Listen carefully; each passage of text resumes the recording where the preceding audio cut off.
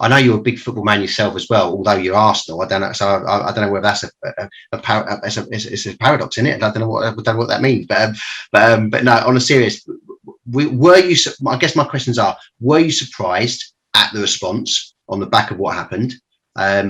If so, why? If not, why? Kind of thing. And what is your views towards it, and how can it be rectified and stopped, and why do people have such strong opinions like they do? Over to you, mate. I mean, I could there's so many questions within it, but like your general sort of feelings towards what went on and what's going on. So let's put some context into it. Yeah, I'm of an age. I've been supporting Arsenal. My first Arsenal manager that I can really remember is Terry Neal.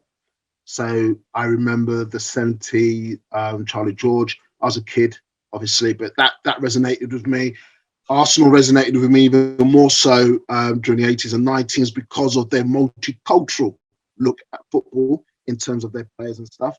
I've been a season ticket holder for 30 years, but I'm not naive not to know that there are elements with every club that aren't good. And it's not football, it's a microcosm of society. It's not just football. As you know, I went to school in Battersea. My best mates at school at that time, and still some of my good mates, were Chelsea supporters. The first football club, stadium I went to was Chelsea.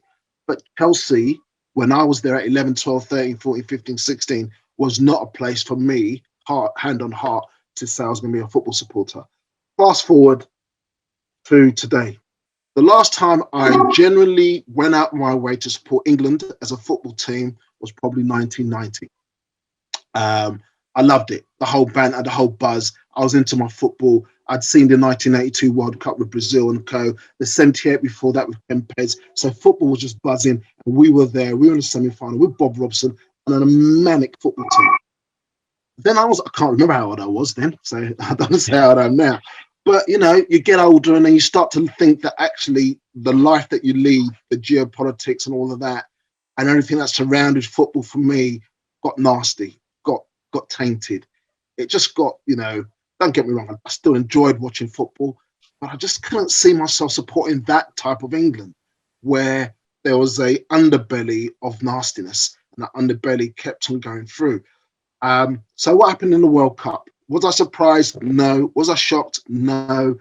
Did I think about it yet? Me and my son's 9 years age, and go, oh my God, Dad, look, he's going to miss. He's going to miss. That's nice. He's going to miss. But my missus was saying afterwards, was he saying he's going to miss, thinking about the ramifications of the miss, or was he just saying he's going to miss because he felt the run-up was poor, etc.?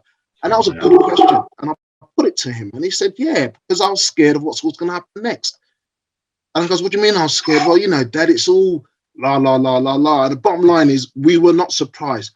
But let's put it into context. It was not the whole of England that were anti the last 3 penalty takers. It was not the whole of football who were anti 3 penalty. It's a small minority, but that small minority does have a big vocal voice. You've asked the question, can it be rectified? Football has done a lot. It's doing a lot, but it can do a lot more. But it cannot be done on its own. These people go to work, go to school, have mothers and fathers, have kids, have brothers and sisters, have uncles and aunts. So it's societal's problem. And until we call it out, and I'm guilty of it, and I'm going to say it and I shared it with some of my friends, until I became senior manager, I didn't call it out in the workplace because I was afraid of my position. But then I said, take a running jump, mate. You are now a role model and you're leading others. You've got to call it out. And by calling it out, I took some punches, I took some knocks, I got kicked out a few jobs, definitely. But at least I had my held up high and to say, no, that was bang out of order. Can't say that to people. You can't think of that like that. Or let's have a discussion as to why you think that way. Then the buzzwords are equality, diversity, inclusion, loads of rafts of policies and legislation. But the bottom line is this: we, those who know more and know better, need to call it out. Otherwise, those who don't know better will continue to do what they do. And it's based on ignorance. It's based on not knowing really what the score is. Of course, there are some people that are bang out of order. But you know what, as my old man used to say, better the devil you know than the devil you don't. So if he's going to come to you and say F, F, F, or blah, blah, blah, you know the score. But if he's going to be subtle about it, he or she, then that's more difficult.